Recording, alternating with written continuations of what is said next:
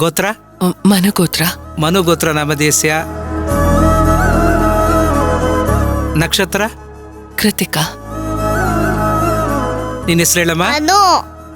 ಅಮ್ಮನ ಹೆಸರು? ಪಲ್ಲವಿ. ಅಪ್ಪನ ಹೆಸರು ಹೇಳಮ್ಮ.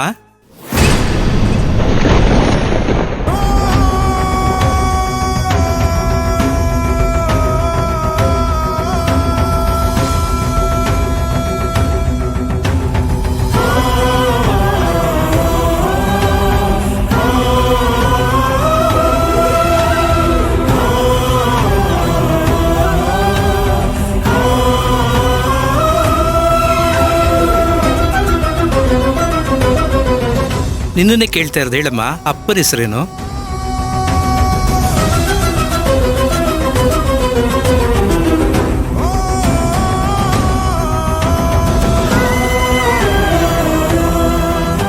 ಪುರೋಹಿತ್ರೆ, ಪಲ್ಲವಿ ಅಂತ.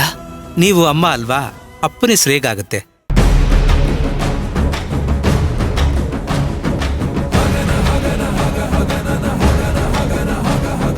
ಹೇಳಿದ್ನಲ್ಲ ಪುರೋಹಿತ್ರೆ, ಅವಳಿಗಮ್ಮನೂ ನಾನೇ, ಅಪ್ಪನೂ ನಾನೇ.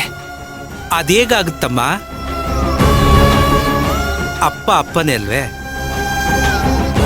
ಅಪ್ಪ ಅವ್ವ ಬೇರೆ ಬೇರೆ ಅಲ್ವಾ?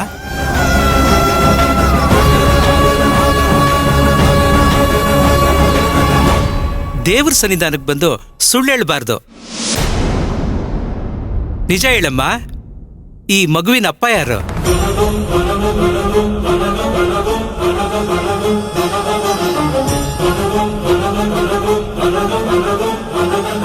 ಹೇಳಮ್ಮ. ಅದು ಅದು ಅನುಗೆ ಅಪ್ಪ ಅಂತ ಇರ್ಬೇಕಲ್ವಾ? ನೋಡಿ, ಅದೆಲ್ಲ ಬೇಡ. ನೀವ್ ದಯವಿಟ್ಟು ಪೂಜೆ ಮಾಡಿ.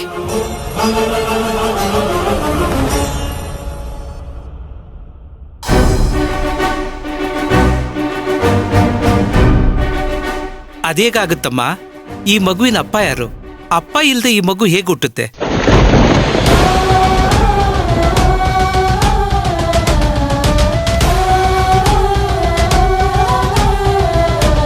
ನೋಡು, ಎಂತ ಕಾಲ ಬಂತು. ಅಪ್ಪನ ಹೆಸರು ಬೇಡ ಅಂತವ್ರೆ. ನೀವು ಪ್ರಕೃತಿ ನಿಯಮಕ್ಕೆ ಅಪಹಾಸ್ಯ ಮಾಡ್ತಿದ್ದೀರಾ. ಈ ಮಗು ಅಪ್ಪ ಯಾರು? ಅಪ್ಪ ಇಲ್ದೆ ಮಗು ಹುಟ್ಟಲ್ಲ ಅಲ್ವಾ? ಹೇಳಮ್ಮ, ಈ ಮಗು ಅಪ್ಪ ಯಾರು? ಪುರೋಹಿತ್ರೆ, ಅವಳು ನನ್ ಮಗಳು ಅಷ್ಟೇ. ನಿಮ್ಮ ಮಗಳೇ, ಆದ್ರೆ ಅಪ್ಪ ಅಂತ ಒಬ್ರು ಇರ್ಬೇಕಲ್ಲ, ಅವ್ರ ಹೆಸರು ಹೇಳಿ. ಅದ್ರ ಅವಶ್ಯಕತೆ ಇಲ್ಲ.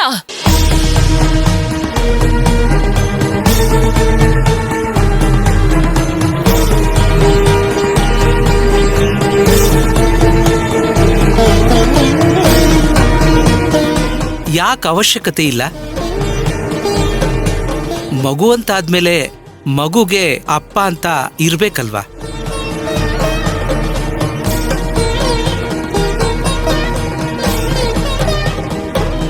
ಅದರಲ್ಲಿ ಮುಚ್ಚಿಡುವಂಥದ್ದೇನಿದೆ?